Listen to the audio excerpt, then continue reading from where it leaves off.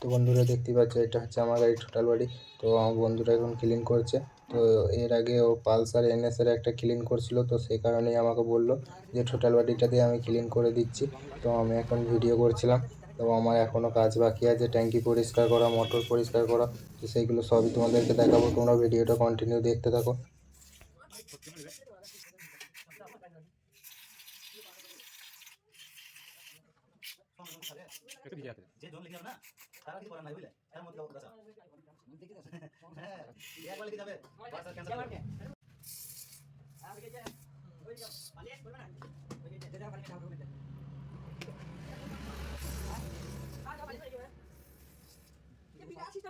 তো total body clean করা হয়ে গেছে। তো এখন হাওয়া মারছে। তো চলো এখন ফুয়েল পাম্পটা এখন পরিষ্কার করা যাবে। তো ফিল্টারের অবস্থা দেখো তোমরা।